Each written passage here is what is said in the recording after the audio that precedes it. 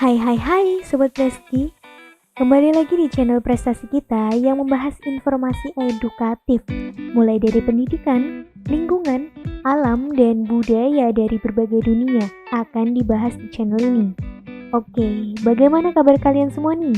Mimin harap kalian semua selalu diberikan kesehatan ya dan dimudahkan segala urusannya. Pada kesempatan kali ini, Mimin mau membahas info mengenai Kutub Utara dan Selatan nih. Coba dari kalian ada yang pernah ke sana? Kalau Mimin sendiri sih belum ya. Banyak yang mengira kondisi Kutub Utara sama dengan Kutub Selatan.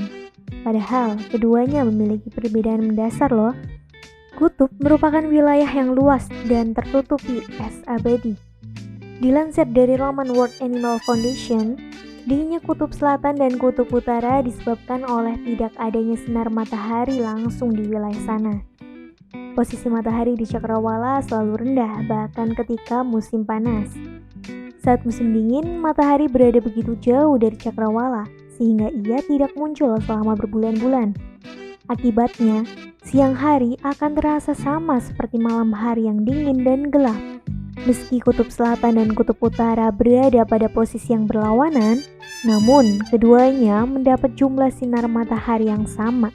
Tetapi, mengapa Kutub Selatan lebih dingin daripada Kutub Utara? Hal ini tak lain karena kondisi geografisnya. Kutub Utara adalah lautan yang dikelilingi daratan. Es di sana berada di atas lautan. Meski lautan di bawah es Arktik itu dingin, tetapi ia sedikit menghangatkan udara. Dan juga sebaliknya, yang dimana Kutub Selatan hanya daratan dikelilingi oleh lautan aja loh. Lalu apa aja sih perbedaan lainnya antara Kutub Selatan dan Utara? 1. Bentuk asal. Yang sudah Mimin ceritain di sebelumnya, meski sekilas terlihat sama, keduanya benar-benar berbeda loh satu sama lain. Kawasan Kutub Utara adalah lautan beku yang dikelilingi oleh daratan atau yang disebut Arctic Circle, di mana Kutub Utara memiliki luas 5,4 juta mil persegi. Sedangkan berbeda dengan Kutub Selatan yang terbentuk dari daratan seluas 6 juta mil persegi dengan permukaan yang terdiri dari gunung dan danau yang tertutupi oleh es dan dikelilingi lautan. 2. Ketebalan lapisan es. Kalian tahu gak sih sobat, benua paling selatan di planet ini menampung 90% dari semua es di bumi yang merupakan 3/4 dari cadangan air tawar global. Ketebalan es di Kutub Utara bervariasi, mulai dari beberapa sentimeter hingga 2 meter. Ketika musim panas, akan timbul retakan-retakan es. Sebaliknya, kondisi di Kutub Selatan yang 99% lapisan es dan gletser memiliki ketebalan hingga 4.700 meter. Kutub Selatan adalah wilayah yang menyimpan 85% es abadi di bumi.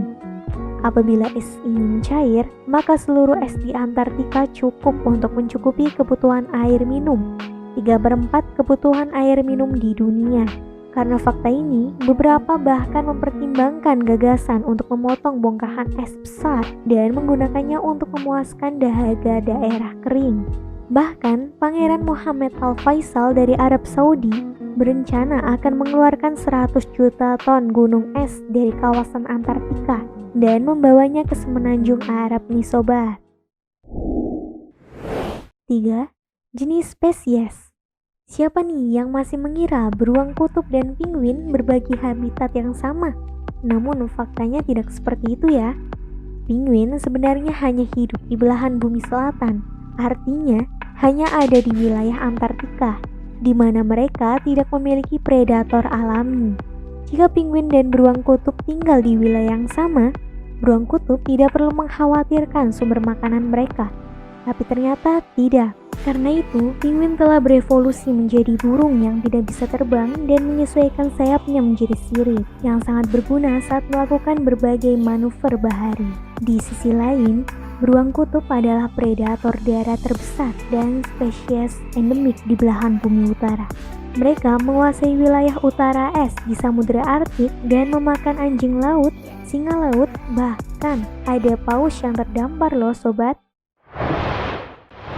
4. Status wilayah. Sobat, Kutub Utara memang cuma lautan dengan bongkahan es besar, Tapi lucunya masih banyak negara menguasai wilayah ini loh.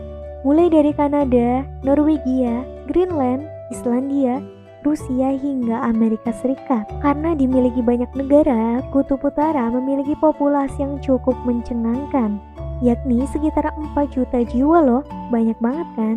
Berbeda dengan wilayah Kutub Selatan yang dimana tidak dimiliki oleh siapapun atau negara manapun. Kutub Selatan tidak memiliki sejarah mengenai penduduk asli yang berasal dari wilayah ini.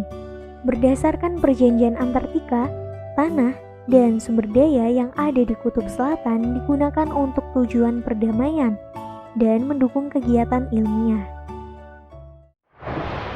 5. Suhu. Ternyata Kutub Selatan jauh lebih sejuk daripada Kutub Utara loh. Sebenarnya, suhu Antartika sangat rendah, sehingga salju tidak pernah mencair di beberapa bagian benua ini. Suhu rata-rata sepanjang tahun di wilayah ini adalah minus 49 derajat Celcius, yang menjadikannya tempat terdingin di bumi. Sebaliknya, suhu musim dingin rata-rata di kawasan Arktik adalah minus 34 derajat Celcius, dan naik beberapa derajat selama musim panas. Sejarah mencatat, pada tanggal 21 Juli 1983, terjadi suhu terendah yang pernah ada di bumi, yaitu minus 89,6 derajat Celcius. Suhu ini direkam oleh stasiun Vostok yang berada dekat dengan geomagnetik Kutub Selatan. Wilayah Arktik adalah lapisan es, dan inilah yang membuatnya lebih rentan terhadap perubahan iklim. 6. Sumber daya alam. Dari data USGS, menyampaikan jika Kutub Utara menyimpan 25% cadangan minyak bumi yang belum digali di seluruh dunia loh. Rusia telah melakukan klaim dan menandai kawasan di Kutub Utara dengan harapan dapat mengeksplorasi cadangan gas di Lomonosov Field.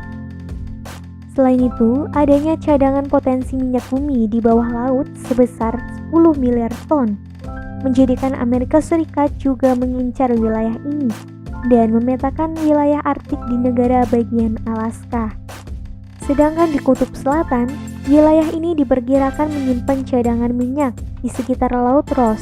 Akan tetapi, kemungkinan diadakannya kegiatan pertambangan di Kutub Selatan sangatlah kecil karena terganjal perjanjian Antartika nih sobat.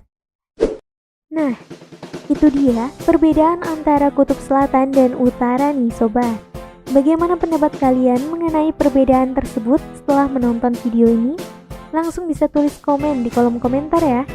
Jangan lupa untuk selalu support channel ini untuk memberikan informasi yang edukatif untuk kalian semua. Oke, see you!